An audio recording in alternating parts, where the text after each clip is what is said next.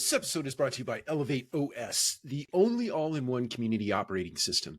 ElevateOS transforms property management, combining resident engagement, reservations, rent payments, maintenance, and concierge services into a single super app. It also uniquely integrates access control, intercoms, package lockers, and thermostats, eliminating app fatigue and redefining modern apartment living. Visit elevateos.com/MMN for a free demo and see how they can help you level up your operations. It is that time of the week again where you grab your favorite beverage. For me today, it is Portland Coffee Roasters Dark Sumatra. That sounds dark, bold. It's a bold roast, organic. For those of you who know, I lived in Portland, Oregon for a very long bit of time, and I love it. So every time I go to Portland, I actually pick this up at the airport. So that being said, also grab your favorite writing utensil and your favorite thing to write on. That is tradition as well as we dive into today's episode. Today, I welcome Mitch Karren, a seasoned entrepreneur and product innovator in the multifamily proptech space, currently serving as the Chief Product Officer at ElevateOS, which is formerly known as Elevated Living.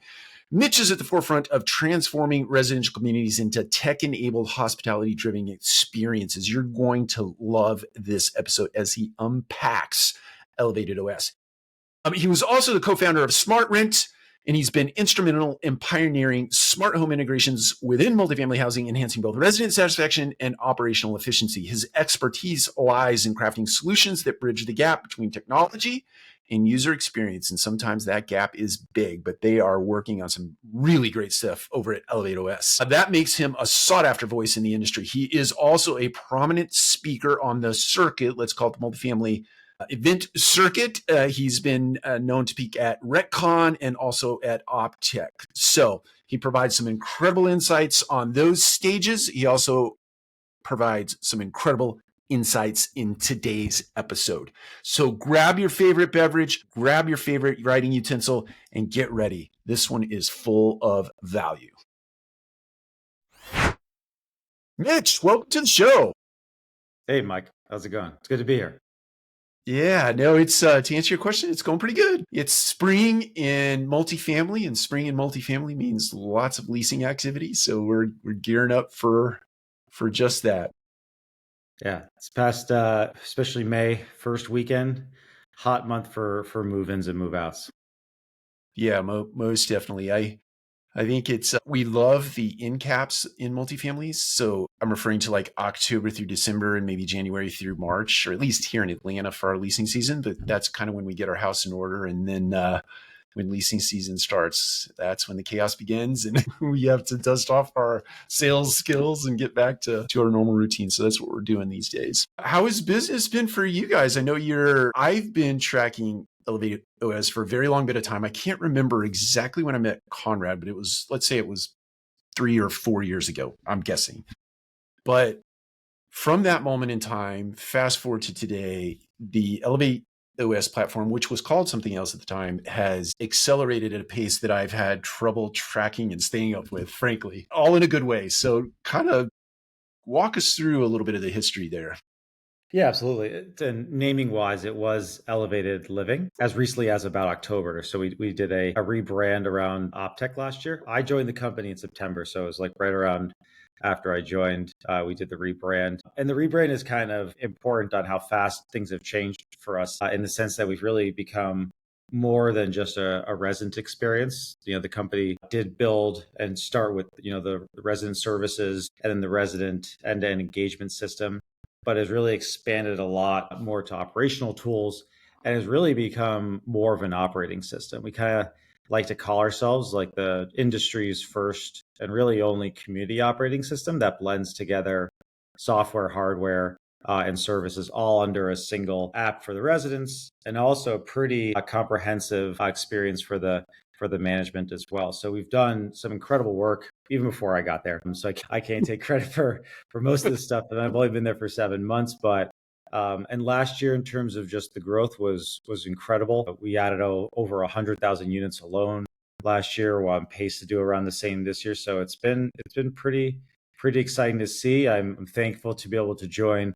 Conrad the rocket ship. He's built something quite impressive. Most definitely. I recall, I want to say it was not this past year, but the year prior, we were at the Multifamily Innovation Conference. I think Conrad was standing on stage and he was introducing sort of concept after concept after concept. Well, they weren't concepts. They were like actual businesses that I think he had launched into the space germane to different aspects of the business, right? And I remember thinking, oh my goodness, how in the world did you do all of that in like 5 minutes? Let's you mentioned a word there, hardware. I saw an announcement. I think somebody was in Denver when they announced it. But so talk to us about the hardware piece. I'm interested in that. Yeah, most of the hardware is through integrations. We don't necessarily want to buy any proprietary hardware. That's not in our thesis. Our thesis is entirely software. When it comes to the package room, which is what we launched last month in Denver. It's already in a few properties. We're using existing hardware that's already out in the market and loading software into it. And what we were able to figure out is a way to use, great hardware that's out there and come in at a cost extremely lower than the competition on the market. So we can take any door, any package room door. It doesn't even have to have any smart system on it, smart access on it. We can add our own system to it and still come in quite cheaper than the competitors. And that's really just our overall kind of play in the market is we can bring all these products to a single property, reduce the point solutions to as few as possible, and come in at a much more affordable rate. But the package room is kind of technically our own kind of white labeled, if you want to call it, hardware system out there. If you look at our website and you see some of our press releases and whatnot, we have a ton of integrations with great brands out there in terms of intercom systems, lock systems, smart home systems, and those are all great partnerships. With the package room, we saw an opportunity to really kind of build this more ourselves. Now, again, we're not building our own hardware. We're using existing hardware out there and just kind of packaging it on top of software. So I'm interesting as a sort of a pivot from that, but sort of thematically the same. I've been in this business roughly 30 years. I've seen a lot of change happen over those 30 years. It seems like the past, let's call it 4 or 5 years, there have been a lot of new entries in terms of supplier partners into the space. To the point that there's a little bit of fatigue as it relates to the kind of the solutions that are chasing after problems that sometimes I don't know if we know we have the problem, but there is a solution board. How do you guys sort of think about all of the opportunity that's out there in the space to create solutions for? How do you see all that and then narrow what you actually focus on? So package room is an example. You saw an opportunity. How are you thinking about that strategically when you go after the things that you address? Yeah, that's a great question. Just real quick on the package room. We already had underlying technology to handle packages. So we already had a solution that the front desk staff could use to scan packages in. Within our resident application, we had a way where residents can get notifications, of course, when they have packages come in from the front desk. We even built a way for residents could handle a door-to-door delivery service. We support a couple of really high-end properties that have taken package delivery in-house. So we already had a really strong foundation of package technology. So when we deployed the package room, you'd be surprised it wasn't a lot of effort to re-architect some stuff to support an actual physical room with an iPad, for instance. So, but to answer your larger question about just like our general strategy and how we kind of think of new ideas and take them to market, we look at it two ways. Where do we fit within the overall journey? And there's a couple of journeys out there. There's a journey for real estate developers and construction development. There's a journey for companies owning and investing, and then there's a journey for the traditional operations. That's kind of where we really fit, and particularly the resident journey. So, as at the moment, our journey starts when the resident moves in, and then when the resident moves out. That's on that side. So we look at what happens obviously before the resident moves in, after the resident moves out, and of course in between. So our focus is what can we kind of chop away at point solution wise within the move in to move out experience. And to be honest, we've done 90+% of what's in there. I mean, again, you can use our app for everything. So strategically, we look at what's kind of the adjacent parts of the journey that the resident still touches. On the operational side, we do a lot of the same. We look at two primary personas, kind of the the staff that's handling kind of resident services and potentially leasing, that role is kind of getting merged. And then, of course, the maintenance role. And so we look at those roles and again, look at the overall journey that those two or sometimes three roles do on a day-to-day basis and look at what other solutions can we go tackle that they're using today and paying a lot of money for. That's kind of what we look at is what things are you paying a lot of money for that you're probably not getting the right ROI. It might be a good product, but you might be paying a lot of money for the product. Can we come in and can we provide you that same level of value, put it in the single solution so it's less logins for you, potentially cheaper operationally cost wise, just an overall better experience. So that's kind of like the thesis in terms of like how we look at stuff. And then of course we just talk to our customers. We have really great relationships with property managers, with regional managers and above. And we have a lot of great design partners do really deep analysis and say, like, what do you want us to focus on? And people in this industry, you've been in this industry long enough, when a property manager wants something or regional manager wants something, they usually speak up. Definitely. You said a word there that I've been deeply interested in as of late, design. And I think it's interesting because many times we as operators and owners are driven by spreadsheets and analysis and ROI, you use that as well. And we forget about just how important design is as it relates to a team member experience or a consumer's experience or even a business partner experience. Talk to us about how you think about why is design important to you, and how do you guys think about that as it relates to designing the products that you're going to put into the marketplace? Yeah, I mean, what we first do, before even really agreeing to actually build something is we show a customer a high fidelity prototype.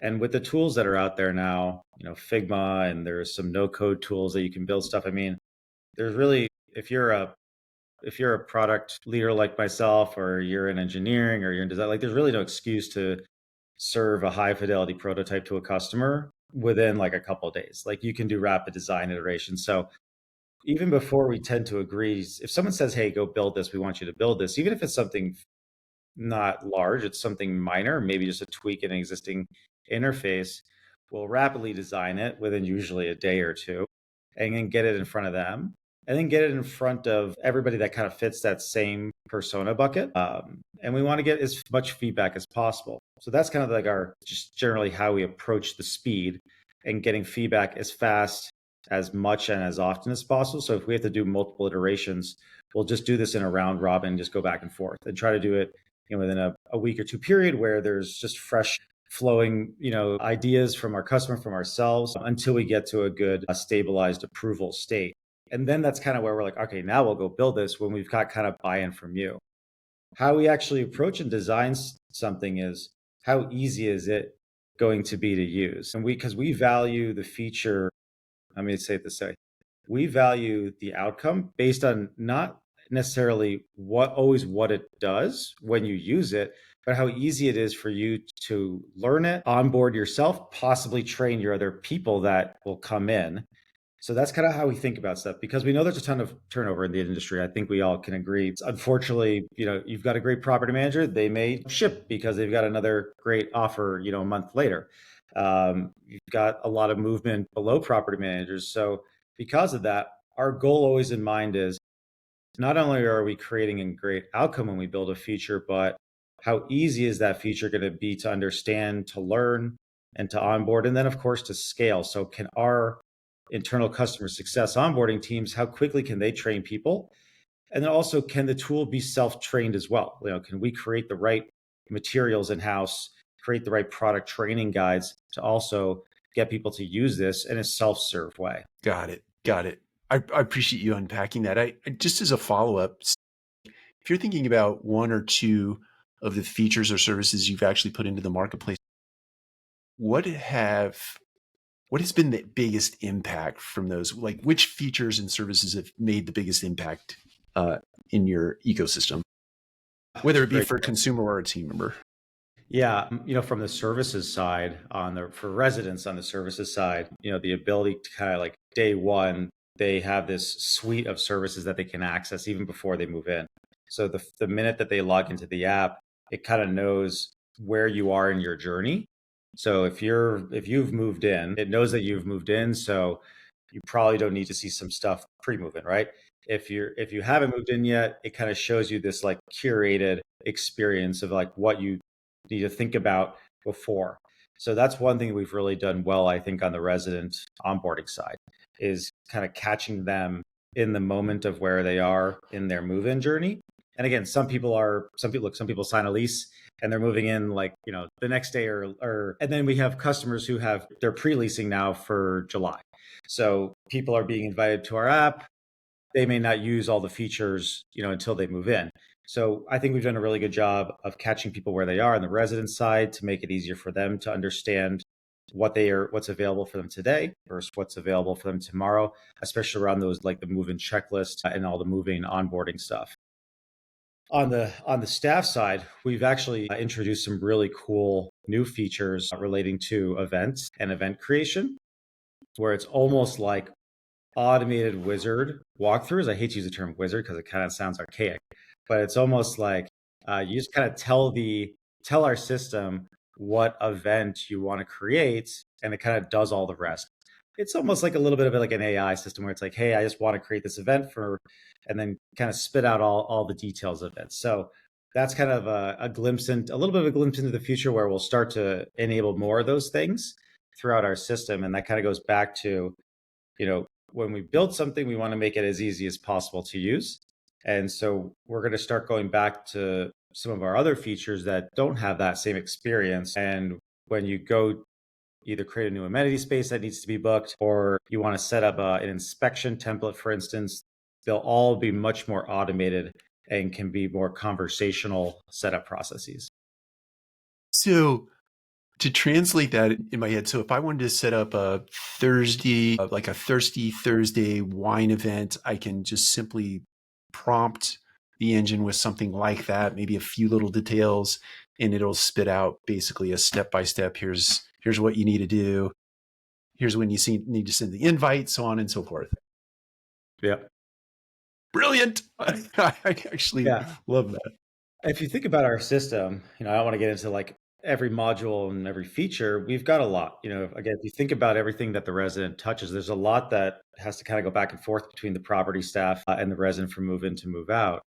That's right. And so it's a lot for one property manager or one, staff person to kind of understand and handle how to do all these things, and especially with turnover. So again, our goal is to always make things as easy as possible for people to use, not only when they first join, but if they, forget that, maybe they don't do an event every month. Maybe they do an event quarterly. So you do one today, you don't use this feature for 2 months. That's fine. We want to make sure that when you come back to use it 2 months later, then you can do it really easily. It's just seamless and there's no friction. I love that. I want to key off something else that you said, AI. Obviously, there's a little bit of buzz and hype as it relates to AI in making its way into the multifamily space. Well, frankly, industry at large. How are you guys thinking about AI and embedding that in your systems from a user's perspective, or even kind of your perspective? I imagine there's AI behind the scenes that you guys lean on to make the experience better. Yeah. Probably the most tangible implementation that you can think of with our system is we have a resident chat. Residents can chat with the property manager. They can submit maintenance requests. They can ask questions. They can ask support. So naturally, we're infusing AI and making everything better conversationally with anything that has to anywhere there's an interaction between the property staff and the resident. That's where you'll see some really tangible and really valuable, in my opinion, AI that'll just help streamline communications, streamline requests being fixed faster, or issues being addressed quicker. I would say that's first and foremost.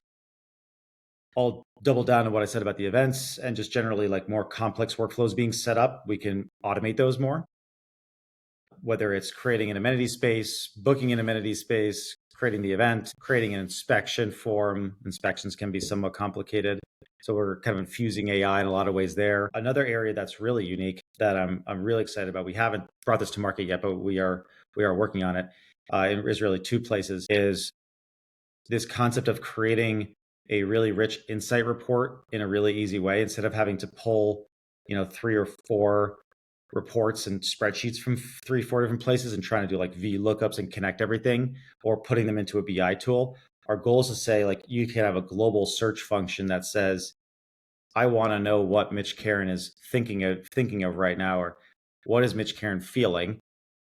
And it can give me this synopsis of what's happened over the last 30 days, 60 days, 90 days in my world. Did I have a bad maintenance issue? Did I miss a package? Did I book a great service? Did I attend an event and I gave it, a great review on Google? So our goal is to basically collect all the information that's happening around a resident, that's happening around a unit, that's happening around the property, and kind of serve that to the property manager in a really, really simple way. So instead of them having to like go 10 pages deep or going to my profile and find all these things in my profile, there'll be a Yeah. single global search that says, what's Mike feeling right now? Is Mike happy? I know he's going to be moving. I know his renewal is coming up. What are his thoughts on renewal? So I think that's where I'm really excited about. And I don't really see many people, if anybody, really doing that today and doing that well. So that's kind of a frontier that is probably the most exciting for me. So what I'm hearing you say is it's sort of a sentiment analysis tool that tells me as the property manager the probability of this person, if we're talking about renewals, the probability of this person renewing is pretty high based on high sentiment or good experience versus, we've kind of walked like we've had 2 left feet and we've really messed it up for this resident and the probability is pretty low, but it's predicted, or it's good in the sense that I can go, if it's bad, right, I can potentially preempt somebody not renewing and try to make the experience a little bit better. Is that what you're saying? This tool would just serve that up to me as the property manager. Yeah, the idea is that it can be even more automated. It can know if someone's unhappy. It can potentially give them a gift card if they're unhappy, and that can happen anywhere along the journey. Yeah. So if you move in, right, and there was 5 issues you found during your move-in inspection, of course they don't get fixed right away. Let's send you a gift card. And those a lot of those things can be automated. So there's almost also this concept below, not below that, but like it in parallel to that is as a co-pilot where a bad review comes in on Google, it's verified that it's a resident. Uh, if you want to send out an automated gift card to them, why not? We're not the ones to necessarily dictate that. If the property wants to set that up and you've got balance in your gift card account, then we'll let you automate gift cards to be sent out to people based on either reviews being bad, you having a bad survey on a work order. But ultimately, yeah, the goal is to say, look, because we're covering so much on the resident journey, we ultimately know more than just a point solution. If you just solve one thing in the swim lane, and let's say you're a large operator, you've got 10 point solutions that are all touching the resident journey, to get that data to correlate well together is really, you got to weave together 10 different systems. You got to work on APIs all together. Like, it's a kind of a mess.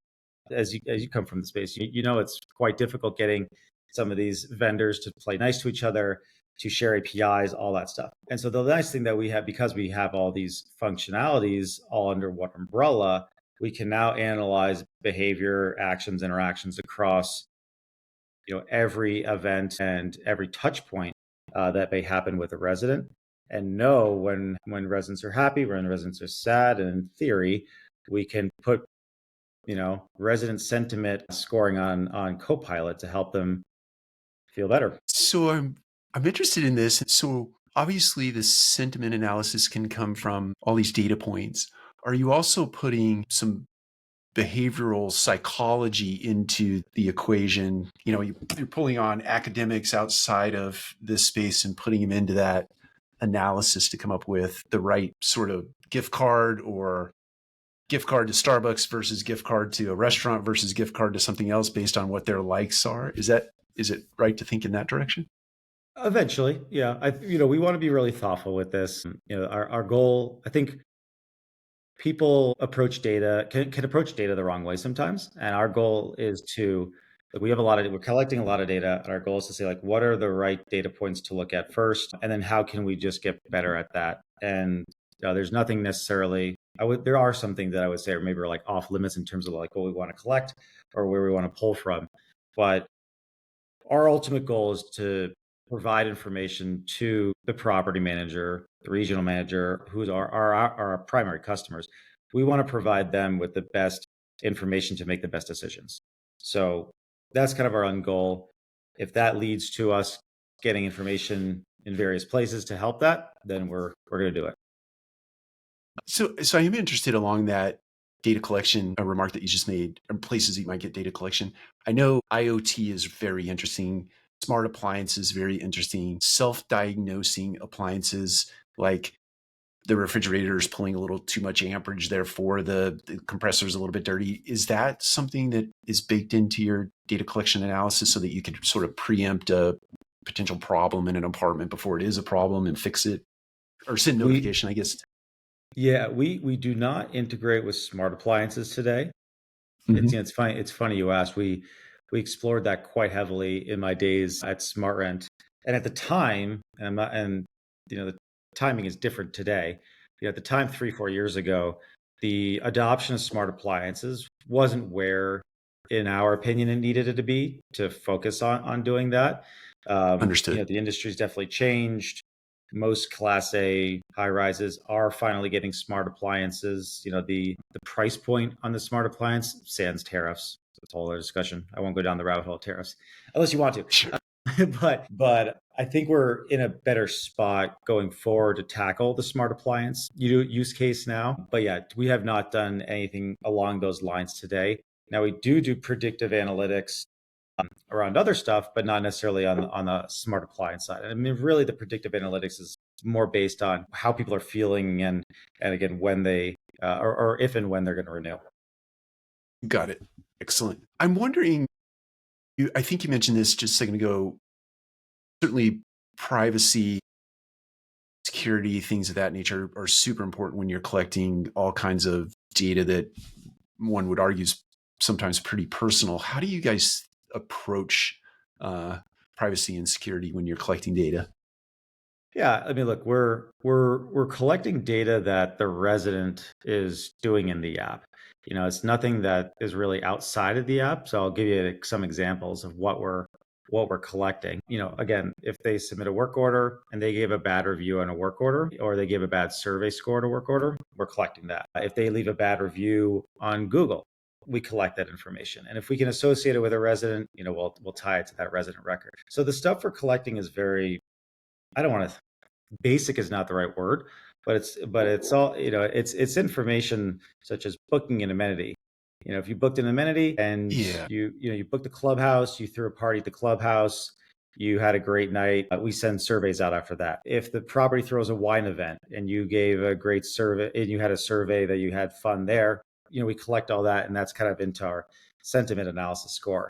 If you're booking a lot of services through us, whether it's house cleaning or fitness and wellness, we know your behavior of how much you're booking there, and we're constantly asking for feedback and surveys. So a lot of it is really based on survey data. Now, the second part of the conversation is just in terms of how we handle it, how we store that, how it's private. Of course, we're using some of the highest standards.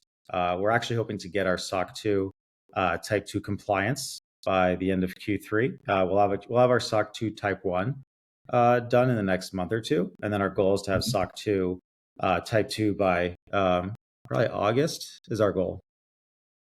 Got it. Excellent. I know privacy and security is it's a big topic out in the marketplace. Well, but you're right though. I mean, look, there's a lot of data that's out there, and needs to be handled. It needs to be handled well. There's no loose ends to that. You have, especially with resident data, it has to be handled well. So when you asked earlier, like, where are you pulling data in from other places? Like, we're not really trying to do too much of that. Again, we're trying to help the property managers make the best decisions. We're also trying to be very thoughtful in terms of like what data is actually included in there. Yeah, that makes a lot of sense. So I'm going to switch gears just a little bit. You shared a lot as it relates to how you get data to create products that you put into the marketplace that are useful for team members, for customers. But I'm interested, or my imagination tells me, guys like yourself, guys like Conrad, there's a horizon out there that you're looking at that is not necessarily informed by the consumer or the team member. but it's on your roadmap. And I'm wondering if there are things out there in the future that you think will impact multifamily at large, or even specifically your business as it relates to the products that you're delivering into the system. What are you looking at out there in the landscape? I mean, that's like totally not being addressed at all today. Yes, like we're dreaming about, let's say, 15 years removed from now, the space is going Yeah. to look different because we're seeing these tells out there in the landscape that we'd be able to Yeah. incorporate at some point.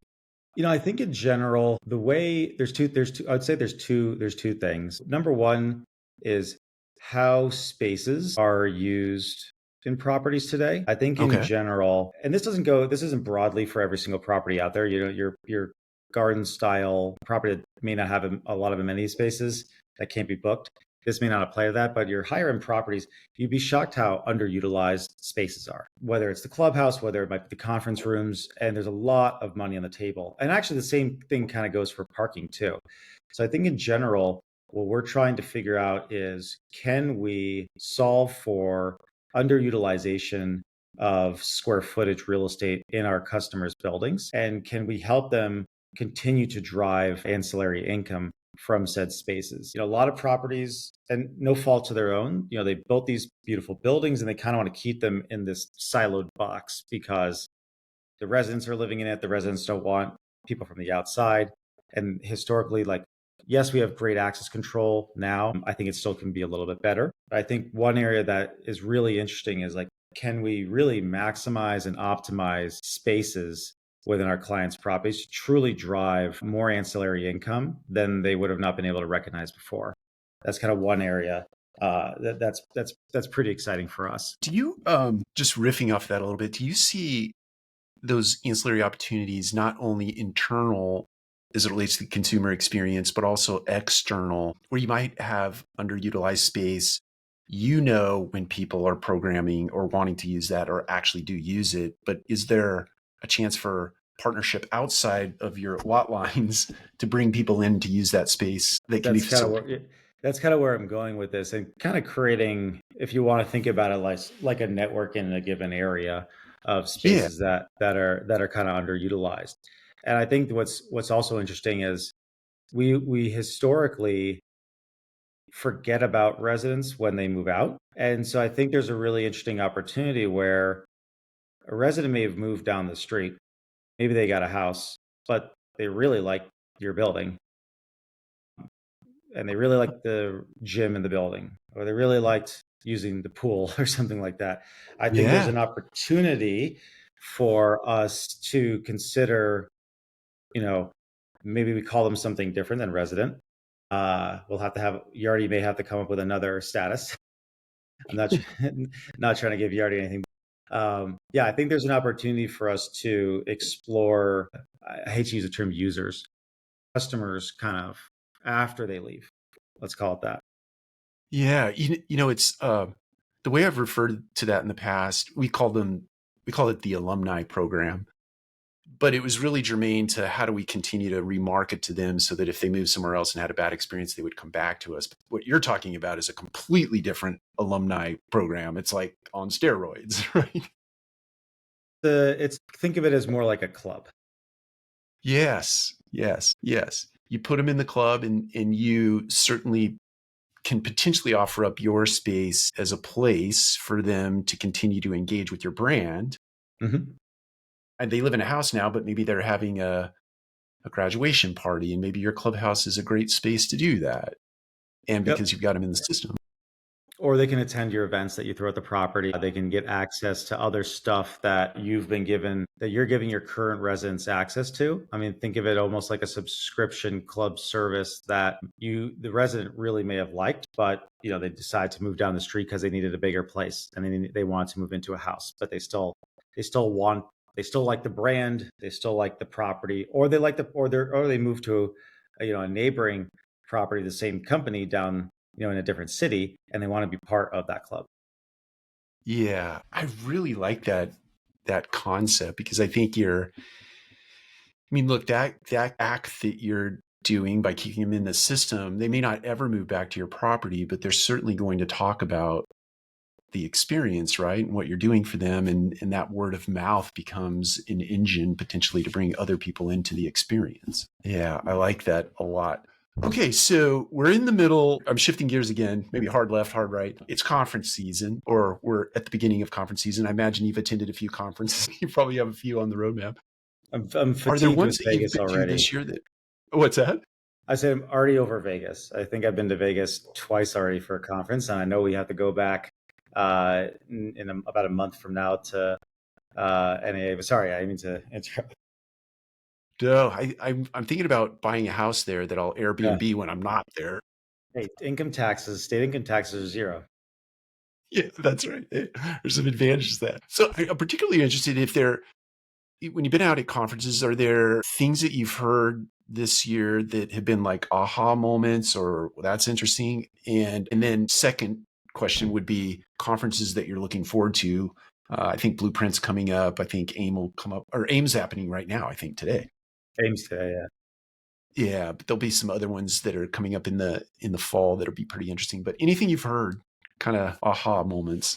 Yeah, well, let me answer the second question first, because I think the first question may go down a bit of a rabbit hole. I'll try to keep the rabbit hole brief, but yes, conference wise, I always enjoy NAA. I know it's kind of a boondoggle for the regional managers and whatnot, but I'm sure it's gonna be a great time in Vegas. I know I'm already fatigued with Vegas, but it'll be a good time.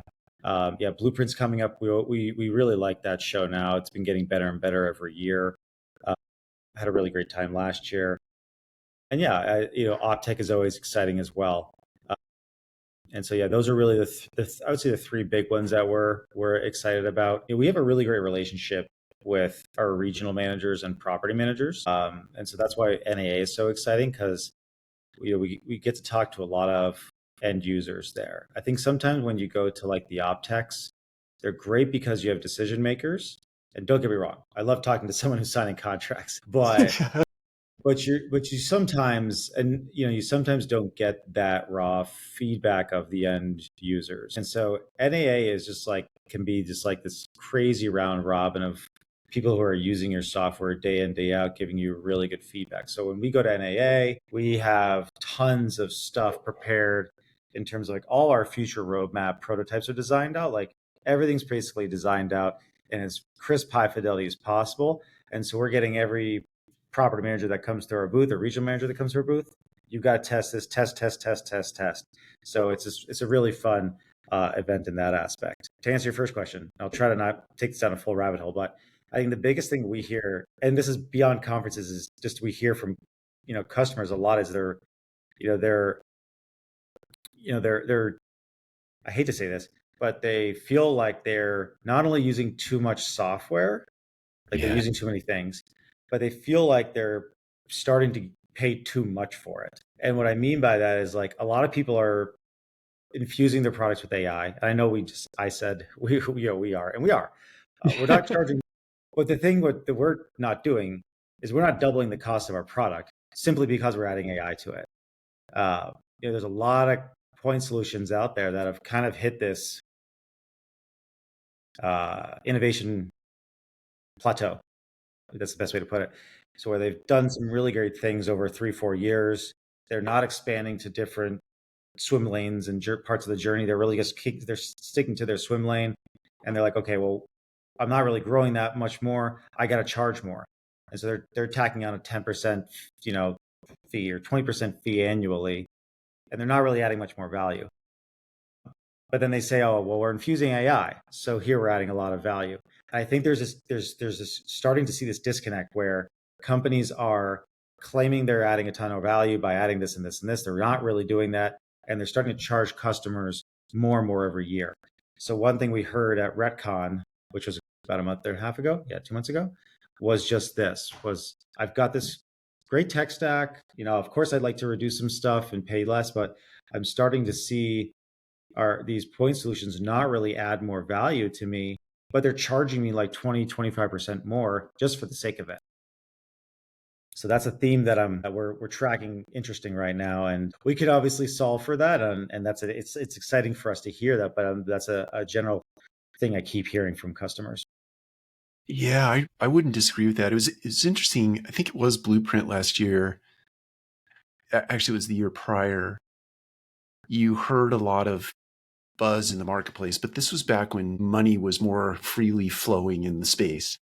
Yes. Fast forward to this past year, and a lot of that free flowing money in the prop tech space had kind of dried up and or reduced in volume, and those point solutions were actually charged with making money and actually being a profitable business. And it's interesting to me this year, I'm interested to see rather this year, kind of to your point, those plateau companies, will they continue on or will they become part of a different, bigger ecosystem? Now, I know a lot of prop tech companies are designed to sell off to big legacy partners, which drives me crazy. What is your take on that? You see this year being a year of consolidation, M&A, and things of that nature, or something otherwise? Yeah, there's a lot of companies that were founded around the 2017, 2018 era. Right. And if you think about like the traditional exit strategy, and those companies, I should also add that those companies were heavily venture backed. There's a handful of Yes. companies that are not venture backed. ElevateOS is not venture backed, which I'm proud, and one of the reasons why I joined the company. There's very different philosophies of going straight venture capital and not.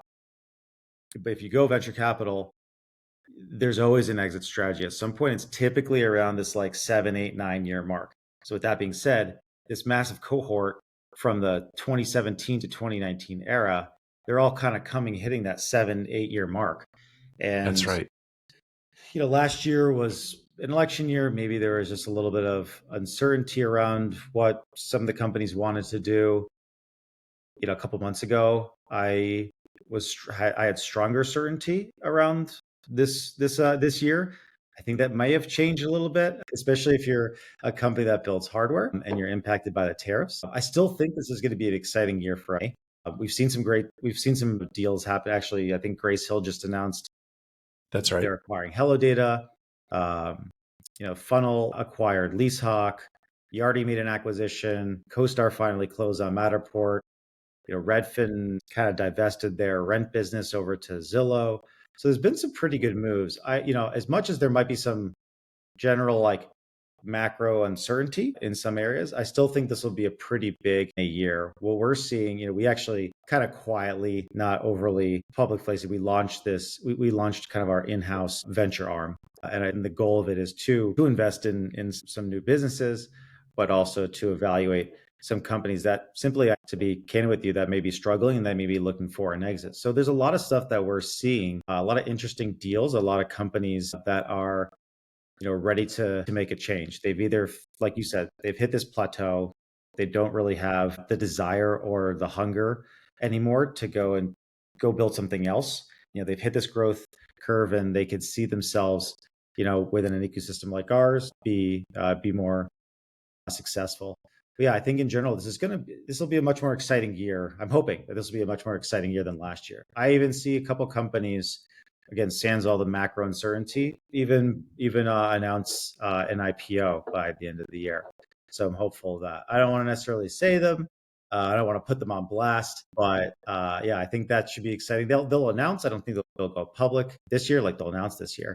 They'll go public next year. But I hope to see some other big blockbuster deals too. I think this is kind of a turnaround year for a lot of companies. Yeah. It sure feels.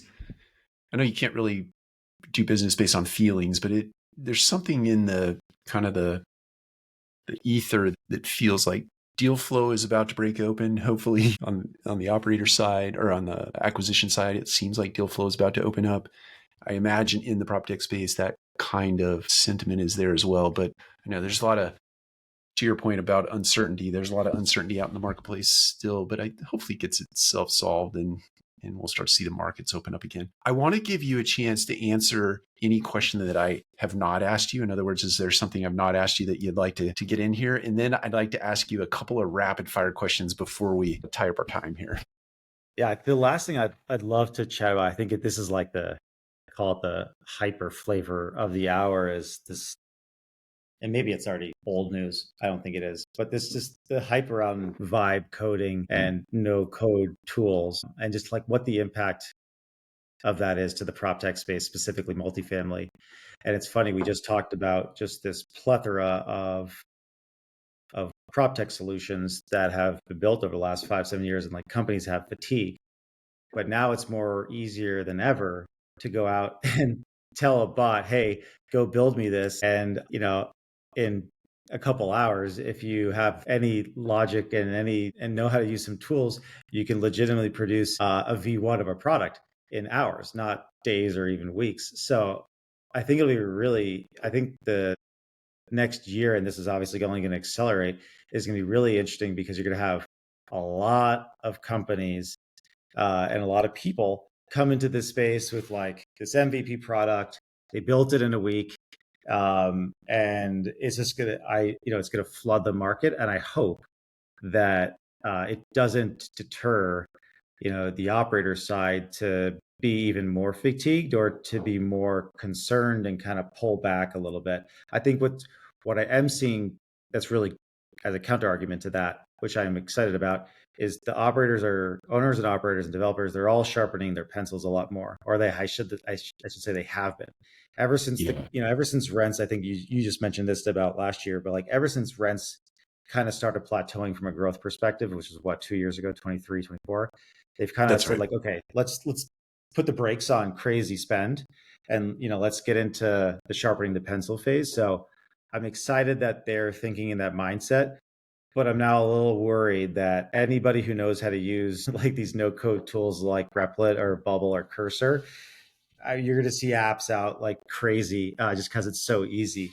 out there. So if you're listening, you know, do your due diligence, make sure they're a contender and not a pretender. I like that.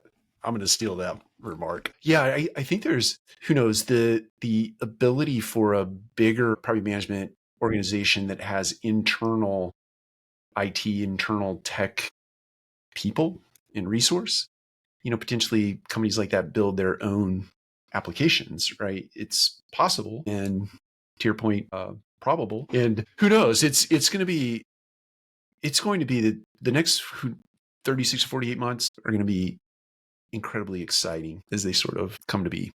It's interesting you say that. Yeah, I've always kind of expected, to an extent, the easier, coding is to be. And like what did Google and Microsoft say like last week, that like 30% of their code is written by AI now. So Yes. I think it's, I think Meta's predicting like half their code by the end of the year will be written by AI, which is wild. Yeah. There's no question that it's going to be easier to engineer stuff. But what's interesting is the few larger companies that we've talked to, they're not predicting like that they're going to go build more stuff necessarily, even though that stuff's in place. In fact, a few are kind of pulling a little bit of it back, knowing farewell, like, hey, there is a really great solution in place. Like, I don't need to go tackle that necessarily. So I think, Mm. to your point, there are some and that's where I think it comes back to like this innovation curve, right? If a company has built a point solution and kind of hit this innovation curve, why wouldn't the operator like kind of go do that themselves if it's fairly easy to rebuild that, unless that particular product is better suited under a bigger platform that can intertwine, interact with other things. I think that's where you'll see some of that hesitation for the operators to building their own things, that some of these solutions are better meant, kind of, I don't want to say nested or bolted under a larger platform that kind of has better integration and better user experiences with other things. Yeah. And probably support systems, right? So if you build something, you obviously have to support it as well. So bigger, best of breed point solutions have that support mechanism as well. So yeah, I think you make some really, really good points there. Okay, just a couple of rapid fires, and then we'll bring it to a close. I'll let people certainly where people can find you. I'll let you offer up your email address and things of that nature. But inspirational book or podcast that you've either read or listened to recently? Inspirational book is by Marty Kagan, product guy, kind of the king of product. His new book, Transform. I think it's the fourth edition of his series. He's like in the product development design world. He's kind of like the leader, the idol. And he just came out, I forget when he came out with it, a couple months ago. But yeah, incredible book. Just talks about how kind of the future of building products with all the AI stuff in mind. It's quite interesting, and it's it's a great foundation for kind of a lot of stuff that we've discussed today. Okay, excellent. Yeah. Thank you. Tech trend that you're paying attention to. Sorry, say what was the last one again? The tech trend that you're watching or paying attention to. Tech trend. Well, I mean, this silly vibe coding thing, I was paying attention to it, and yeah, I'd have to say I would go with that just because it's been the top of my mind for like the last 3 to 4 weeks. In general, just any of these systems, any of these newer systems that can speed up development life cycles, whether it's my team analyzing stuff better. There's a couple tools out there that my product teams are using to like analyze user behavior better, and produce better technical documentation, not fully automated, but like much better, well thought out technical documentation quicker. So our engineers can draft it, and then downstream, like we can actually have bots draft the code. So a lot of that stuff, we're actually putting it, in my opinion, the right way to practice for some of this vibe coding stuff. Love that. Okay, last one before I give you a chance to tell people where they can find you. If you had a dream collaboration, be it a company or an individual, what company or which individual would you like to do a dream collaboration? Oh man, dream collaboration. I'm not sure if I have a rapid fire answer to this. I have to think a little bit more on this one. I don't know. There's a company, and I don't know if this thing will ever get built, but there's in Saudi Arabia. Are you familiar with the line? Have you heard of this project? Oh yeah, yes, like four Yes, mile long building they're building. we've always, Conrad and I kind of joked about this. Like, obviously, we build apps for properties, and this I think is going to be the biggest single property on the planet. Yes, I think it would be incredible that we could build the app for the line. I And again, I love that. have no idea if they're ever going to actually build this thing. I hope they do because it looks cool. But that would be cool just to say that you have that your app operates the largest structure on the planet that I think is going to house like 1 million plus people or something like that. It's been some time since I've read the original article on that deal, but yes, I think it's like 1 mile long and I don't know how tall, but yeah, it's enormous. It's an enormous building. Yeah. Yeah, that would be cool. Yeah, we always look at the biggest property that we can get our single app, and I think right now I think the biggest property our any given ElevateOS app runs is about 1,800 units, maybe 1,900 units, around the 2,000 mark. So yeah, it would be incredible to say like one app controls 1 million units or something like that. Yeah. My goodness. Well, I hope that happens for you someday. That would be amazing. Yeah. If you know the Prince of Saudi Arabia, can you get him on the phone for me? That would help me close the deal. I'll Yeah. see what I can do. My people will get with Awesome. his people and we'll get back to you. Perfect. Excellent. Excellent. All right. Well, Mitch, this has been incredible. I want to give you an opportunity to tell people where they can find out more about ElevateOS or certainly reach out to you directly. Awesome. Thank you, Mike. Yeah, Mitch Karren, you can reach out to me at mitch@elevateos.com. And you can also find me on LinkedIn. I'm always happy to chat prop tech industry trends with anybody. Thank you again, Mike. Thank you, Mitch.